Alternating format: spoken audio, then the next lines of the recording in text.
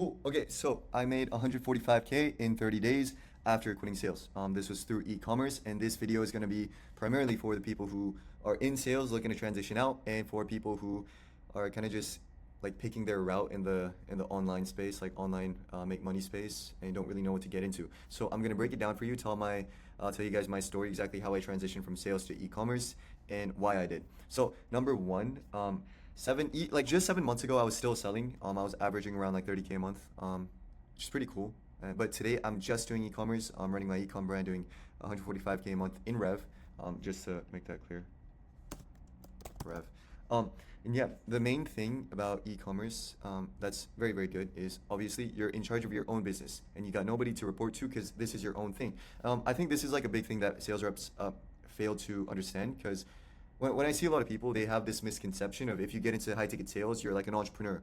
Um, and yes, you could argue that you don't have like a base salary and you make money directly. Like the amount of money you make is directly tied to your skill set. And yeah, you could argue that, but at the end of the day, the sales rep is reporting to the sales manager, and the sales manager is reporting to the growth op, and the growth op to the business owner, right? The influencer or the business owner, whether you're doing like B2C or B2B, right? And number two, sales is not infinitely scalable because you are still trading your time for money, and you have to actively be on calls to make more money. So when it comes to ecom, it is infinitely scalable.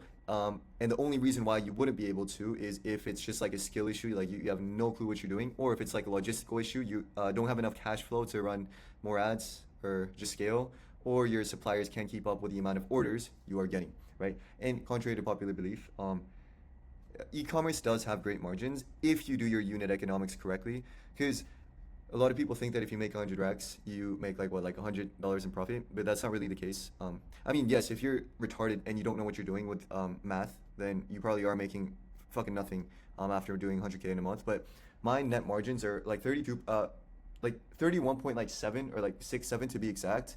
And what is that? I'll just do like wait, 145K times 145K times 0.3, just 0.3 to keep it simple, and that's like 43.5K each month net, and that's pretty good. That's pretty good. That's more than what like majority of the sales reps make, right? And that's very, very good. But the best part is the financial ROI is not directly tied to your time input, right? Because as a sales rep, you literally have to talk to people on calls every single day if you want to make money. But ecom, that's not really the case. So these four reasons are mainly why I kind of transitioned.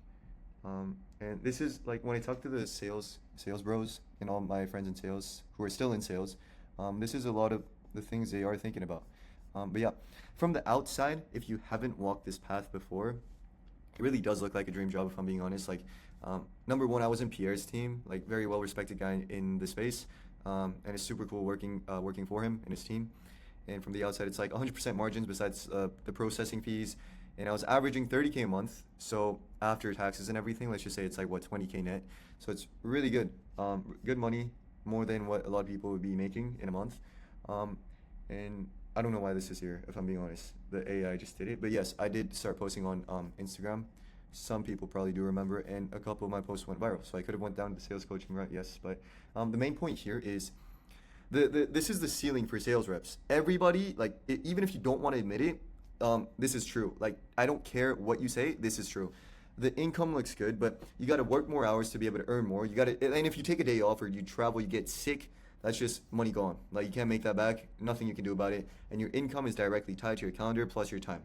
And this was literally my calendar when I was a sales rep, just every single day. And there's probably more in there because we had like direct bookings. So if somebody just booked in, I'll just take the call. So if like these empty gaps aren't really empty gaps, I was just on calls like every single day, right? So your sales income is directly tied to how hard you work, and you're just trading your time for money. It's basically a glorified 9 to 5. That's what sales is. So you're not really an entrepreneur. You're still reporting to somebody, and you're trading your time for money, right?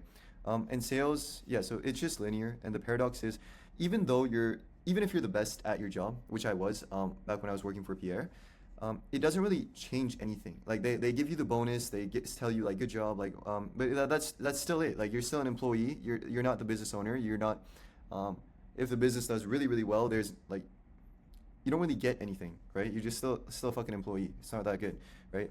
This is like the main thing that I didn't really like. So to wrap it all together, the reason why I transitioned out, and for the people who are looking to transition out or just looking to pick a path, keep this in mind. Sales, it's physically impossible for you to scale infinitely.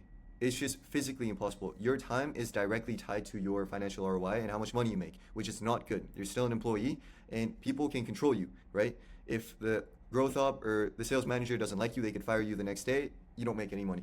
However, ecom, you're in charge of anything. If you fuck up within your business and your business goes to zero, that is your fault. That is nobody else's fault. You should have been the one in charge, but that's really good, 100% accountability, right? So, and as you get better at direct response marketing and just marketing in general, and you get better at e-commerce and how the business operates, even on the logistical aspects, you can scale infinitely, as long as the capital you have and the suppliers you are working with allows you to. So that's really good. And you make money while you sleep. The cha-chings that come in while I sleep, I just keep the noties on because it makes me happy. So yeah, that's the main reason why.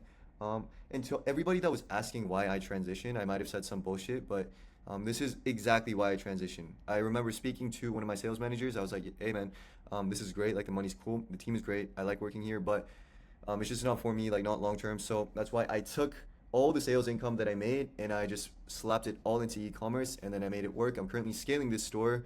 Hopefully going to be doing 500K a month very, very soon. And net, even if that's like 20% net, that's like 100K a month net profit. So yeah, this is for everybody that was asking why I transitioned and who are kind of considering like transitioning out.